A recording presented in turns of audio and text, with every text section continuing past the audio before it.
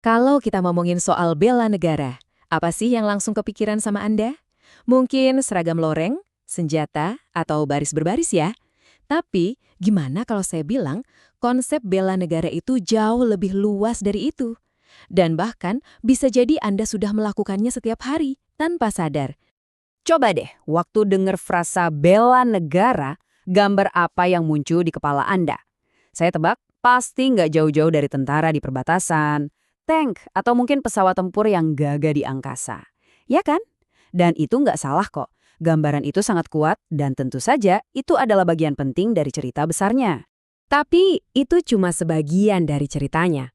Karena di zaman serba digital kayak sekarang ini, medan pertempuran itu udah berubah total. Perang nggak lagi cuma soal adu fisik. Jadi ya, definisi siapa itu seorang pembela negara juga ikut berkembang. Dan ini penting banget buat kita pahami. Bela negara itu bukan sekedar slogan atau ide yang bagus didengar. Ini adalah sebuah kewajiban yang sangat formal yang tertulis jelas di dalam fondasi hukum negara kita. Jadi apa sih bela negara itu sebenarnya? Intinya, ini adalah sebuah konsep patriotisme di mana semua komponen bangsa, itu artinya ya saya, Anda, kita semua, ikut ambil bagian dalam mempertahankan keberadaan negara kita. Ini adalah sebuah gotong royong raksasa. Dan saking fundamentalnya konsep ini, coba lihat deh, ini tertulis di Undang-Undang Dasar kita tahun 1945 di pasal 27 ayat 3. Bunyinya, setiap warga negara berhak dan wajib ikut serta dalam upaya pembelaan negara. Perhatiin deh kata-katanya, hak dan wajib. Bukan salah satu, tapi dua-duanya. Ini adalah inti dari status kita sebagai warga negara. Oke, sekarang ayo kita geser sedikit dari bayangan perang dan senjata tadi. Kita lihat gimana partisipasi ini bisa kita lakukan di luar medan tempur. Nah, di bagian inilah pemahaman kita tentang bela negara bakal jadi jauh lebih kaya. Jadi, bela negara itu pada dasarnya bisa kita bagi jadi dua. Di satu sisi, ada pertahanan fisik. Ini yang udah kita kenal baik, menghadapi ancaman militer, agresi bersenjata, dan sejenisnya. Tapi di sisi lain, yang nggak kalah krusialnya di zaman sekarang, ada pertahanan non-fisik. Ini tentang memajukan bangsa lewat pendidikan, menjaga moral, meningkatkan kesejahteraan, dan melawan ancaman-ancaman yang nggak kelihatan wujudnya. Keduanya sama pentingnya. Bahkan, hukum kita secara spesifik udah ngejabarin loh bentuk-bentuk bela negara ini. Menurut Undang-Undang Nomor 3 Tahun 2002, ada 4 bentuk resminya. 3 yang pertama mungkin udah nggak asing ya, pendidikan kewarganegaraan, pelatihan dasar militer, sama pengabdian sebagai prajurit TNI. Nah, tapi coba lihat yang keempat, pengabdian sesuai profesi. Ya, benar banget, pekerjaan yang Anda lakukan setiap hari itu bisa jadi bentuk bela negara. Nah, konsep pengabdian sesuai profesi ini jadi relevan banget. Apalagi kalau kita ngomongin ancaman-ancaman model baru yang muncul di era digital ini. Ini poin yang harus kita renungkan baik-baik.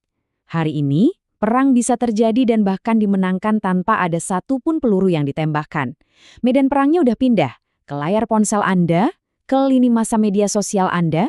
Dan inilah wujud nyata dari ancaman-ancaman modern itu. Ada perang proksi, ada serangan cyber yang bisa melumpuhkan listrik satu kota. Ada tsunami hoax dan disinformasi yang tujuannya memecah belah kita. Ada juga erosi budaya lokal, sampai pencurian data-data pribadi kita. Ini semua adalah serangan langsung ke jantung pertahanan nasional kita. Pertanyaannya, terus gimana cara kita melawannya?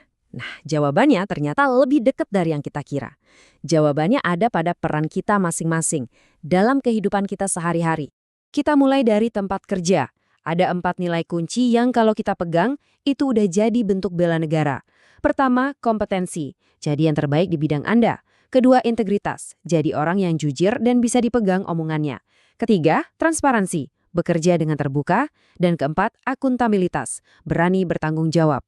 Setiap kali Anda bekerja dengan memegang teguh nilai-nilai ini, Anda itu sebenarnya lagi ikut membangun benteng pertahanan bangsa loh. Tapi ini nggak cuma terbatas buat urusan kantor atau pekerjaan profesional aja. Bela negara itu juga tentang hal-hal yang sering kita anggap kecil dan sepele. Contohnya, peduli sama keluarga, jaga kebersihan lingkungan sekitar, rukun sama tetangga, taat sama peraturan lalu lintas, sampai hal sesederhana memilih untuk beli dan bangga sama produk-produk buatan Indonesia. Kelihatannya remeh ya, tapi coba bayangkan kalau jutaan orang melakukan hal-hal sederhana ini. Dampaknya buat bangsa itu luar biasa. Dan semua tindakan yang kita bahas tadi, mau yang kelihatannya besar ataupun yang kecil, semuanya itu berakar pada 5 nilai inti yang sama. Anggap aja kelima nilai ini kayak kompas moral kita dalam berbangsa dan bernegara. Nah, inilah kelima pilar itu. Pertama, cinta tanah air. Kedua, kesadaran berbangsa dan bernegara. Ketiga, setia pada Pancasila sebagai ideologi kita bersama. Keempat, rela berkorban untuk bangsa dan negara. Dan kelima, punya kemampuan awal bela negara, baik itu secara mental maupun fisik. Kelima nilai inilah yang menjadi fondasi dari semua aksi bela negara yang kita lakukan.